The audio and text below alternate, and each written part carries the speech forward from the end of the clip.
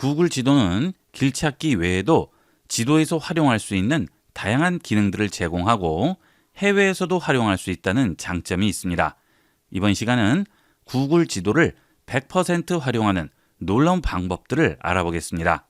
이 구글은 세계적인 업체이기 때문에 전 세계 지도 정보를 모두 가지고 있죠.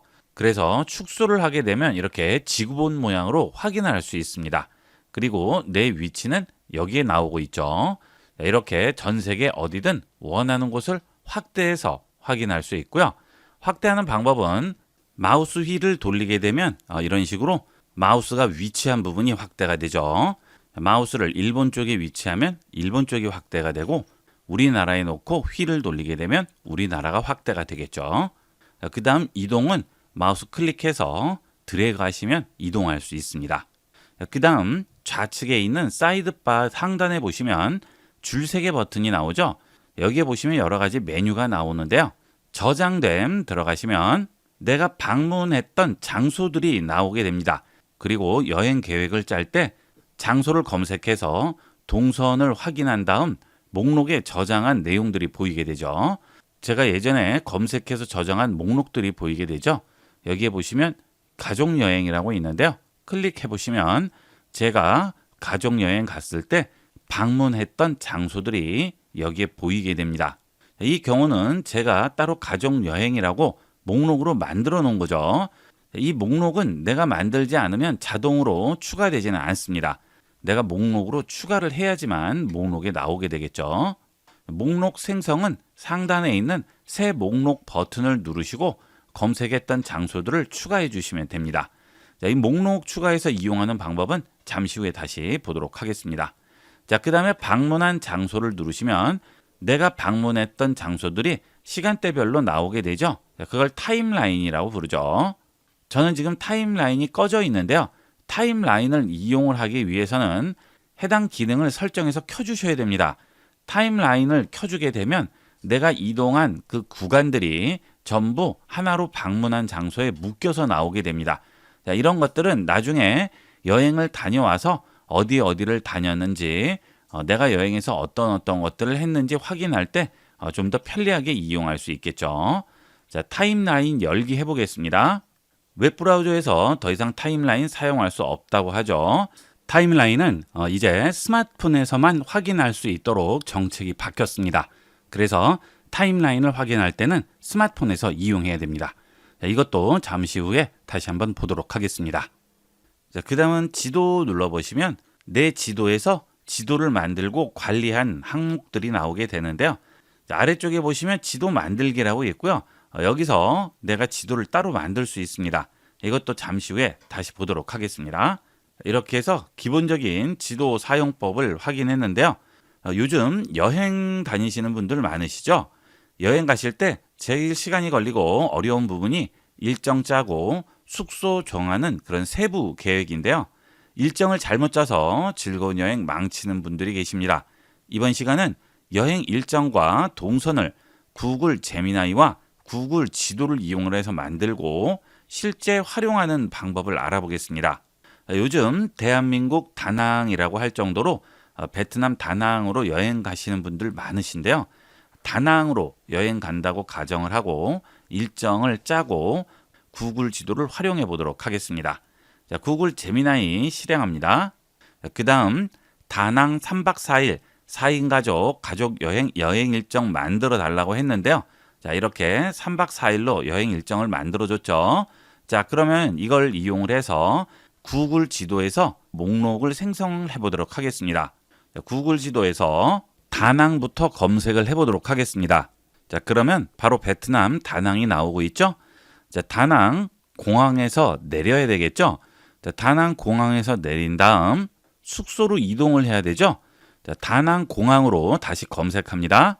여기가 다낭 공항이죠. 자, 이렇게 검색을 하게 되면 검색한 장소에 대한 정보가 나오게 됩니다.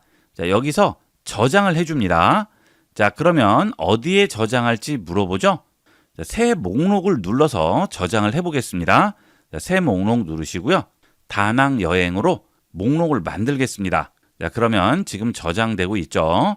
다낭 여행 목록에 지금 공항이 저장이 된 상태예요. 그 다음 숙소를 지정을 해야 되겠죠. 구글 제미나이에서 추천한 미케비치 근처 리조트로 검색을 해보도록 하겠습니다. 미케비치로 검색을 합니다. 그러면 미케비치가 확대가 돼서 나오죠. 여기에서 숙소를 검색할게요. 자, 상단에서 호텔 선택합니다. 그러면 주변에 있는 숙소들이 전부 보이게 되고요. 가격까지 전부 나오고 있죠. 되도록이면 해변가 호텔이 더 좋겠죠. 자, 해변가 근처에 가격대를 생각을 해서 좋은 호텔이 있으면 지정을 해보도록 하겠습니다. 고객 평점을 기준으로 검색을 해볼까요? 상단에 고객 평점 누르시면 점수들이 나오고 있죠. 4.5점으로 지정을 해보겠습니다. 그러면 4.5점 평점의 호텔들만 보이게 되겠죠. 그 다음 브랜드도 지정을 할 수 있습니다. 원하는 브랜드가 있으면 여기서 설정을 해주시면 돼요. 자, 그 다음에 호텔 등급도 지정할 수 있죠. 저는 4성급, 5성급 선택을 해볼게요. 자, 그러면 4성급, 5성급 중에 4.5점 평점 이상 되는 곳들만 보여주고 있죠. 되도록이면 해변에 위치한 숙소가 경치가 더 좋겠죠.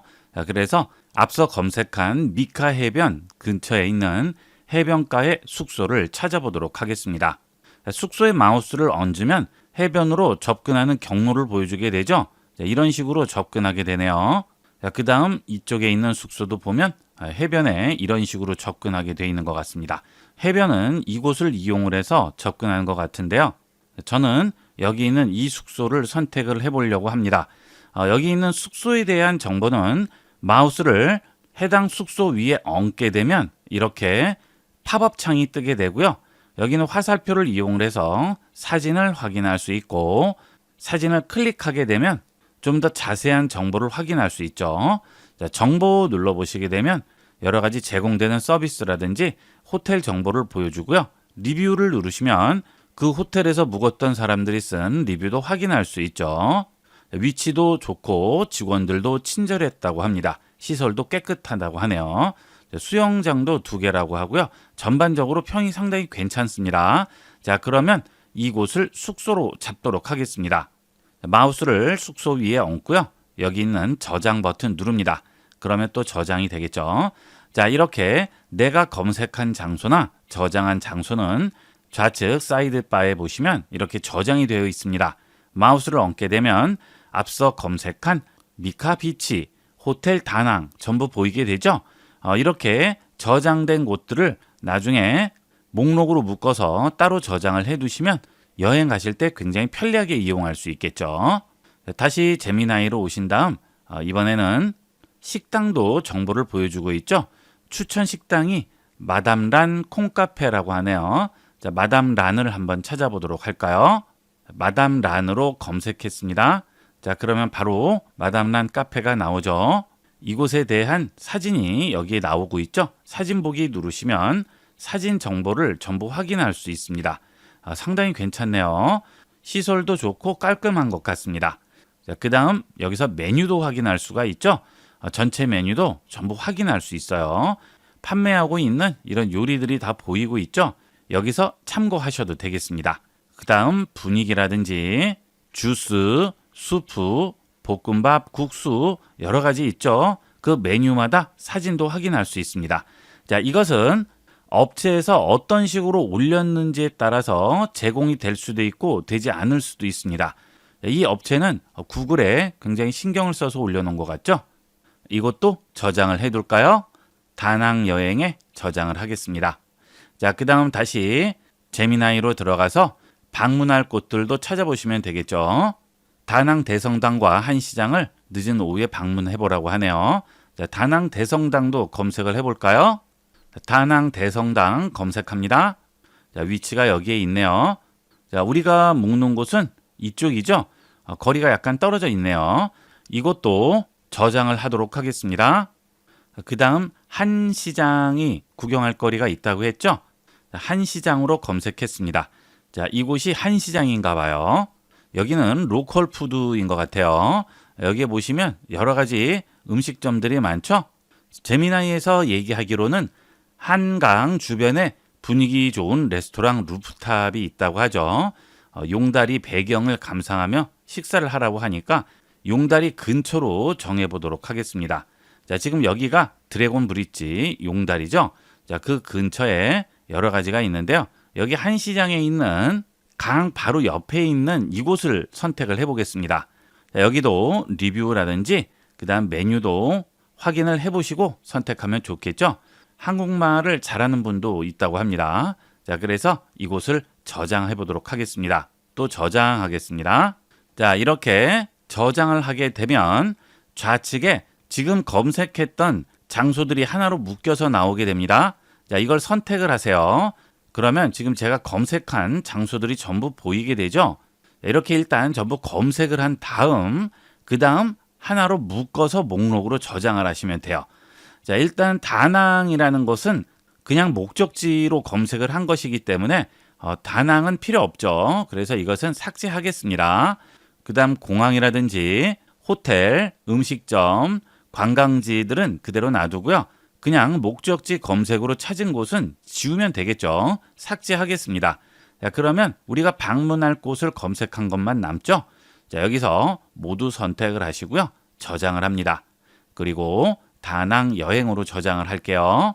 자, 그러면 제일 위쪽에 다낭 여행이라고 나와요. 여기를 선택합니다. 자, 그러면 그 장소들을 이렇게 클릭하셔서 한 번에 확인할 수 있습니다. 자, 전부 한 번에 확인할 수 있죠. 자, 그 다음 지도상에서 내가 지금 검색해서 목록으로 묶어 놓은 곳들은 이렇게 위치 표시가 동그라미 표시로 나오게 됩니다. 자, 그렇죠. 나머지는 어떤 곳인지 보여주는 아이콘이 나오는데요. 제가 검색했던 곳들은 이렇게 동그라미 위치 표시가 나오죠. 자, 그러면 전체적인 위치를 확인할 수 있죠. 자, 그리고 해당 위치에 마우스를 클릭하지 않고 얹기만 하면 모양이 이렇게 바뀌게 됩니다. 자, 여기 바뀌죠? 마우스를 얹으면서 어떤 식으로 이동해야 할지 확인을 할 수 있습니다. 자, 그 다음 이 상태에서 장소를 또 추가하려면 여기서 장소 추가하시면 되겠죠. 자, 우리는 공항에 도착해서 숙소로 이동을 할 거죠. 자, 여기는 공항에서 숙소까지 이동을 하겠죠. 그 다음 점심을 먹으러 여기 있는 마담 란이라는 곳으로 이동을 하겠죠. 그 다음 성당을 관광하고 시장을 구경한 다음 거기에 있는 음식점에서 식사를 하고 다시 호텔로 돌아오게 되겠죠. 자, 이런 식으로 전체적인 경로를 한눈에 지도에서 확인할 수 있습니다. 그 다음 해당 장소에 대한 기본적인 정보들은 여기 있는 메모를 누르시면 메모를 추가할 수가 있습니다. 자, 이런 식으로 1일차, 2일차 구분을 해서 저장을 해두시면 여러분이 이동할 때 훨씬 편리하게 이동할 수 있고요. 그 다음 여행을 다녀왔을 경우에는 미리 이렇게 목록으로 만들어 놓은 곳들이 그대로 나오게 되고요. 그 다음 이동할 순서를 정할 경우에는 우측에 있는 체크 표시를 체크하게 되면 체크한 순서대로 번호가 매겨지게 됩니다. 자, 제일 첫 번째로 공항에 도착하겠죠. 자, 그러면 1이라고 나오게 됩니다. 그리고 두 번째는 호텔로 갑니다. 2라고 바뀌었죠. 자, 그 다음 세 번째 식사를 하고 그 다음 성당을 들렸다가 시장을 관광하고 그 다음 음식을 먹고 다시 호텔로 돌아오게 되겠죠. 자, 이렇게 번호를 지정을 하게 되면 이동할 때 순서대로 이동할 수 있어서 훨씬 편리하고요. 그 다음 이렇게 이용을 하게 되면 내 타임라인에 이 순서대로 전부 목록으로 저장이 됩니다. 이런 것들이 편리한 점이 되겠죠. 그 다음 이렇게 순서를 정하고 아래쪽을 보시게 되면 경로 버튼이 나오게 되는데요. 경로를 누르시게 되면 어떤 경로로 이동할지도 전부 나오고 있죠. 자, 이런 식으로 이동을 해서 호텔에 들렸다가 다시 여기서 이렇게 이동을 하시면 되겠죠. 자, 이런 경로를 확인할 수 있습니다. 자, 그 다음 이렇게 지정한 것을 휴대전화로 경로를 보낼 수 있죠. 자, 그러면 휴대전화에서 이 경로대로 이동을 하시면 됩니다. 이런 계획들은 전부 컴퓨터에서 만드신 다음 실제 현지에서 이동할 때는 스마트폰을 보고 간단하게 이동할 수가 있겠죠. 자, 휴대전화로 경로를 보내보겠습니다. 자, 그러면 동일한 계정을 이용하는 휴대폰들이 전부 나오게 되고요. 그 다음 이메일로 보낼 수도 있죠. 네, 휴대전화로 이 경로를 전송해 보도록 하겠습니다. 자, 그러면 이렇게 휴대전화로 전송이 됐죠. 자, 다낭 에어포트를 출발해서 호텔 등 두 곳을 경유해서 안토이에 도착하는 경로라고 나오죠. 휴대폰 연결을 통해서 열어보도록 하겠습니다. 자, 지금 휴대폰으로 해당 내용이 전송이 됐는데요. 휴대폰에 그대로 나오고 있죠. 자, 그 다음 자동차 열어보시면 자동차로 이런 식으로 출발한다고 나오고요. 그 다음 대중교통도 이용할 수 있고 도보도 나오고 있습니다. 자, 지도상에는 거리가 굉장히 먼 것 같지만 도보 거리를 보니까 생각보다 그렇게 멀지는 않은 것 같아요. 이런 식으로 미리 여행 전에 전체적인 계획을 짜시고 경로도 지정을 하신 다음 목록으로 만들어서 저장을 해서 스마트폰으로 전송을 하면 현지에서는 스마트폰만 보고 이동을 할 수가 있겠죠. 우리나라에서는 아직 이 내비게이션 기능이 제공이 되고 있지 않지만 해외여행을 하실 때는 이 내비게이션 기능이 제공이 돼서 바로 연동해서 내비게이션으로 이동을 할 수 있겠죠. 우리나라에서 이런 식으로 이동을 하실 경우에는 일단 이렇게 전체 여행 계획을 짜신 다음 이 경로대로만 이동을 하시면 내가 이동한 경로가 전부 보이게 됩니다.